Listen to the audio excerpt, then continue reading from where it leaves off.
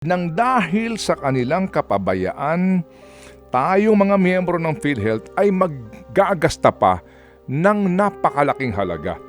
Sa amin po naging panayam sa spokesperson po ng PhilHealth, si Dr. Pargas. Israel Pargas, oo. Israel Pargas.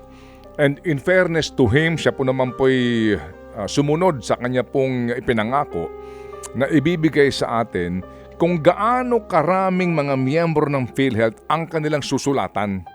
As in, sulat na idadaan po sa post office para sabihan na nakompromiso ang inyong mga datos at eto nga, di ba, kinakailangan ulit magbago.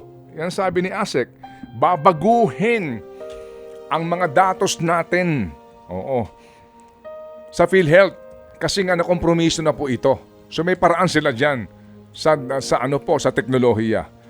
Sa sinasabi po ni ASEC, ni spokesperson Dr. Pargas, ang PhilHealth contributors daw po na naapektuhan ang datos at susulatan ng ahensya ng GOCC na ito ay, baby girl, ilang milyon?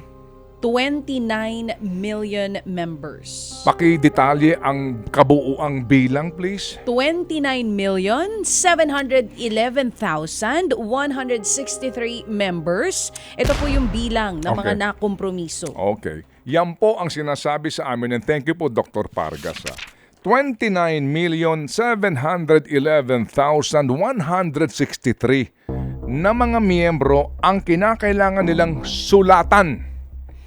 At ang sulat na iyan ay dadaan po, official po yan, registered po dapat yan sa Philippine Postal Corporation. Magkano, baby girl, ang pinakamurang sulat sa Koreo sa pamamagitan nga po ng Philippine Postal Corporation na kinakailangan pong gastahin ng PhilHealth para sa bawat liham na ito na kanilang ipapadala? Kasi po ang ating Koreo, tinitimbang yan eh. Yung pinakamura na lang, magkano, baby girl, ang babayaran ng PhilHealth? Ibig sabihin, babayaran ng mga miyembro ng PhilHealth sa bawat Koreo. Ang pinakamura, 16 pesos bawat miyembro. 16 pesos bawat sulat sa bawat miyembro na aabot nga sa 29,711,163.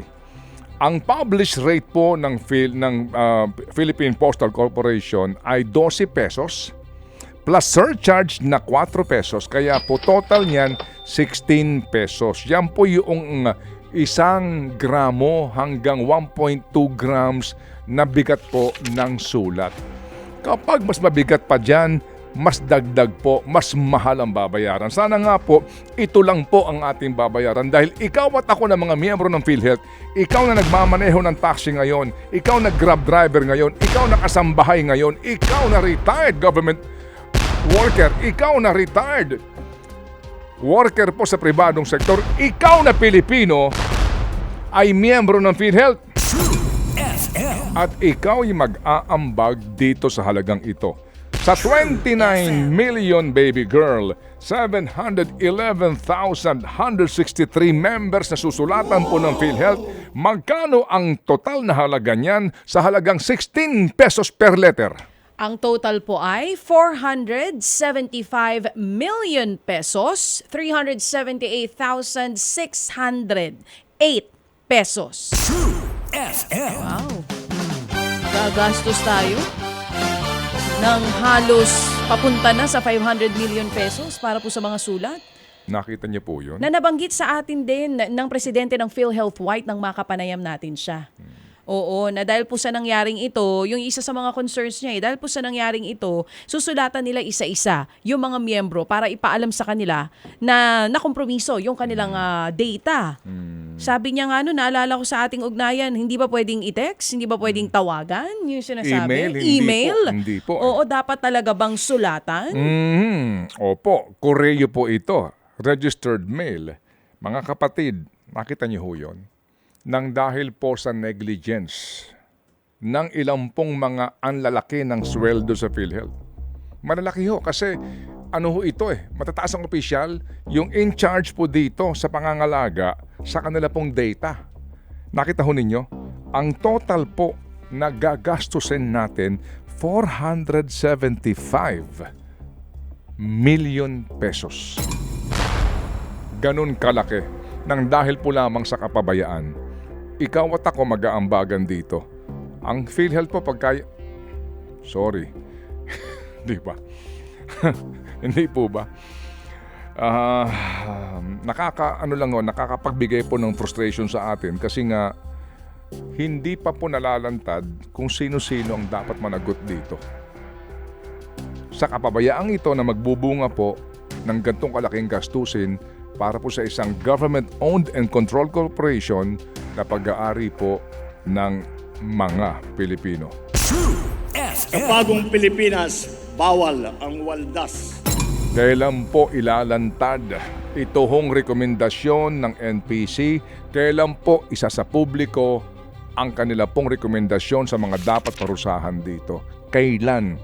Kailan po yan? We demand transparency and accountability. Huwag ho sanang pagtakpan ito at sana po may isang senador.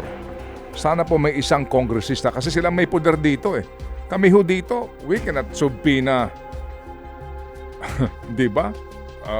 The number 7 plate holder ng di ba? Ay, ba't ako napunta ron? Ba't ka napunta sa plaka? Balik tayo sa PhilHealth. Hindi ko naman pwede isubpoena o ipa-contempt yung, di ba? Yung pong ayaw magsabi ng katotohanan dito kung kanino ba talaga nanggaling ang plate number na peke na yan. Sabi nga nung isa kong, hindi ko malaman kung nagbibiro yung barbero ko o hindi. Hindi daw fake yung plate number. Bakit? Ang fake yung senador. Hoy! Paano naman tayo napunta dun sa... Hindi peke, kasi- nasa PhilHealth tayo sorry po. Nalito ka na naman Nalilito Sampalin ka ko na siya sa naman. publiko. Nag-live think about it ka bigla ginugulat mo kaming lahat. Pero yan ang dapat ngayon pag-isipan, 'di ba, ng mga kapatid natin. Yung ganong kalaki na gastos at sino-sino ito. At yun lang ba talaga? Yun din yung concern ko. Yun lang ba talaga? Ganun lang ba talaga karami ang nakompromiso? 29 million? Opo. So, yun pong ating appeal, Madam Chair. If I can make a motion, Okay, what's your motion? I move, that we encourage, we appeal to the esteemed members of the family. Esteemed members Of the dynasty. Dynasty. Napunta ka naman ngayon sa family dynasty. Ikaw talaga Sorry, naguguluhan ako. Oo, talaga naguguluhan ka na. Sa dami ng isyong pambayan. Oh my God. Sana po, ito po'y imbestigahan ng ating mga mambabatas para ho magkaalaman na sa katotohanan nito. Please do think about it.